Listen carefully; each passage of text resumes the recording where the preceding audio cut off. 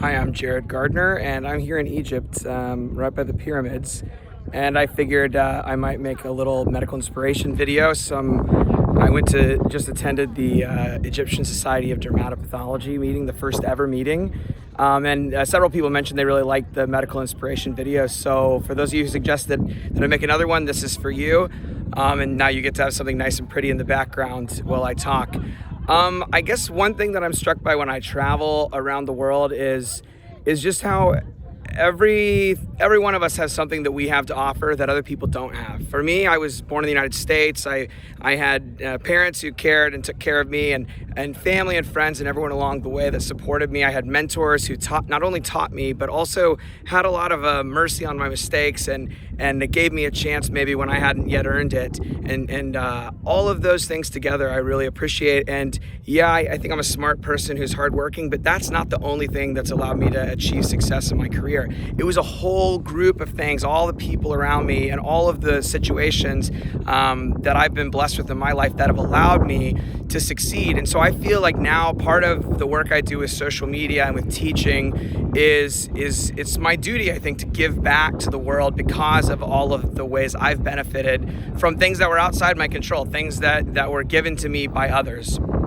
And yes, maybe I have a lot of privileges and opportunities, but I think every one of us have something in our life, some way that our life is easier, or that we have knowledge or opportunity that other people don't. And if we can think about how we can use that position of power, that position of success or opportunity that we have to bless and benefit other people, to open the doors for other people in life, whether you're a doctor or someone in medicine or in any field, I think it's really important. And if we do that, I feel like that's kind of doing a good thing, right? It's giving back and it's making life better and easier for others. And I'll tell you just personally for me, it's also, sorry, I'm trying to hold the phone, I don't have a tripod. But for me, I think it's given me a real sense of meaning in the work I do. It's let me find value. It's great to have a lot of followers on social media and have people know me, but it's when I travel and I meet people around the world who say, hey, the teaching that you do, the stuff that you do, it helps us, it helps our career, it helps us take care of our patients. To me, that's everything. That's the reason I keep doing it. And I think that it's really given me this deep sense of satisfaction with my career, and it's helped me avoid burnout. I've got a lot of stresses in my life and I have busy, hard days like anyone, but I think one of the big reasons that I'm not burned out is because I never have to wonder if the work that I'm doing matters or if it makes a difference, because I can see that it does. And I think doing work that matters and that really makes a difference, and knowing that it's work that supports what your long-term goals are, whatever those may be for you, I think that's a really crucial thing, to find that meaning and value in the work you do. So for me, it's teaching and taking care of patients. And that's what I want to focus on for my career. For you, it may be research, or it may be something else if you're in a different field. But I think it's important every day to think about that. What is the thing that drives you? Yes, you have to have a job where you make enough money to provide for your family. You have to do work that's practical. But I want to do everything I can to say no to the stuff that's going to take up and use my time and energy and not going to allow me to achieve the end goals that I have. And for me, those end goals are to take care of sick people and to teach and at the same time provide for my family. So I think that really has helped me a lot when it comes to decision making. When it comes to decision making every day and deciding what I want to spend my time on, what opportunities I want to accept, and what times I want to say no. Even if it's a really awesome opportunity, there are times I've been invited to join an editorial board or join a committee or something else, or write a paper, and I've said, I'm sorry, I can't, because everything that I say yes to is going to have time that I'm going to have to take away from something else. And I want to devote all my time to doing the stuff that matters to me, for my career, for what I've decided is meaningful long-term for me.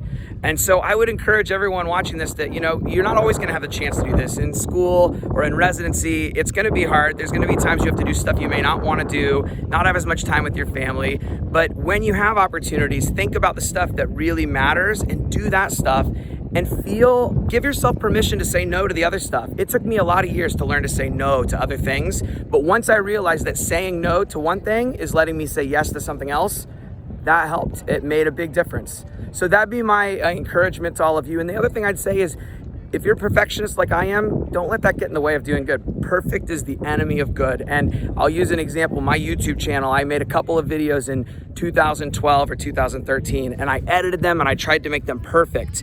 And it was too much work. It was too hard. And you know what I did? I stopped making videos for like, I don't know, 4 or 5 years. And then one of my students said, please make a video. And so I did, and I just made it raw, talking like this with mistakes and me stumbling over my words. And you know what? Everyone said they really liked it and helped. And I decided, well, who cares then? I'm gonna keep making videos if that's helping people. And now I've got a lot of followers on my channel, a lot of subscribers. I've made a lot of videos, and people constantly tell me that that really helps them in their practice. I feel guilty now for those 5 years I didn't make videos, because the reason I didn't make the videos is because I was trying to make it perfect. Don't wait for it to be perfect. Just do it. If you know there's something good you want to do it now. Make it better and better over time. Don't try to make it perfect from the start. So that's my advice for you from my own mistakes and the own experiences I've had. I hope you enjoy, and that at least someone out there finds this helpful. And if nothing else, I hope you enjoy the great view. Until next time.